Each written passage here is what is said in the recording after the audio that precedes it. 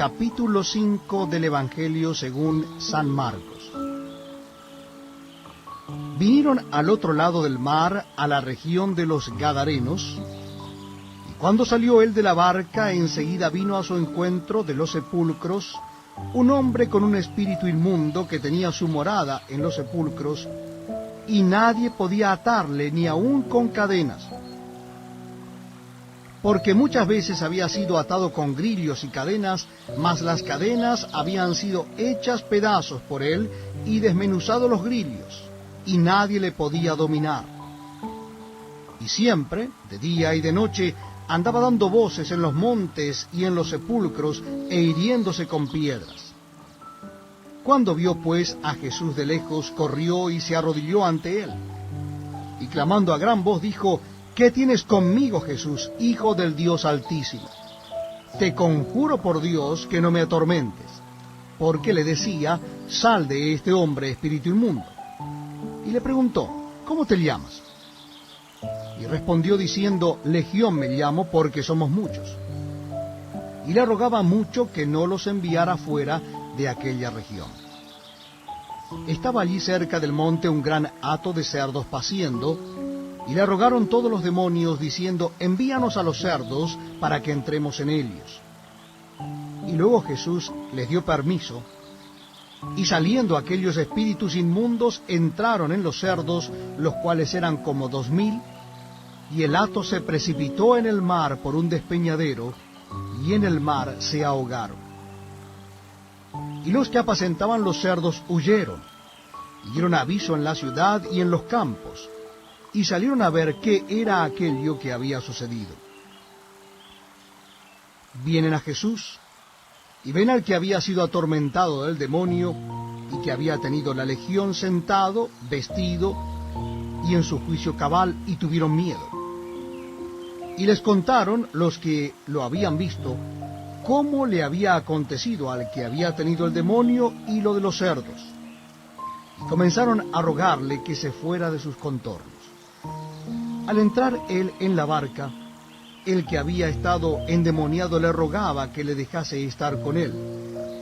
Mas Jesús no se lo permitió, sino que le dijo: vete a tu casa, a los tuyos, y cuéntales cuán grandes cosas el Señor ha hecho contigo, y cómo ha tenido misericordia de ti.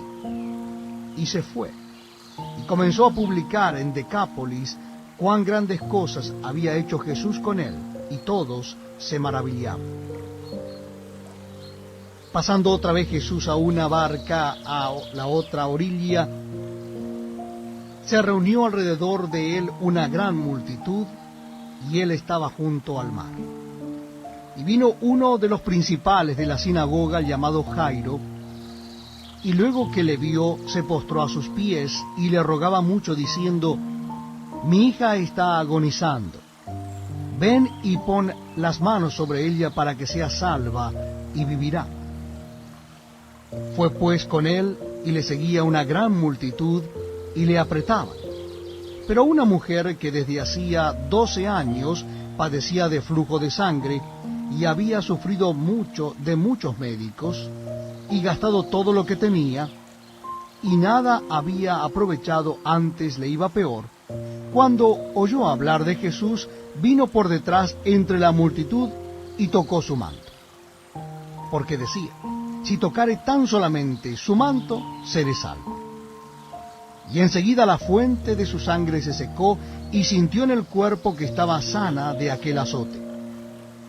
Luego Jesús, conociendo en sí mismo el poder que había salido de él, volviéndose a la multitud, dijo: ¿quién ha tocado mis vestidos? Sus discípulos le dijeron: ¿ves que la multitud te aprieta y dices: ¿quién me ha tocado? Pero él miraba alrededor para ver quién había hecho esto. Entonces la mujer, temiendo y temblando, sabiendo lo que en ella había sido hecho, vino y se postró delante de él, y le dijo toda la verdad. Y él le dijo: hija, tu fe te ha salvado, ve en paz, y queda sana de tu azote. Mientras él aún hablaba, vinieron de casa del principal de la sinagoga, diciendo: tu hija ha muerto, ¿para qué molestas más al maestro? Pero Jesús, luego que oyó lo que se decía, dijo al principal de la sinagoga: no temas, cree solamente.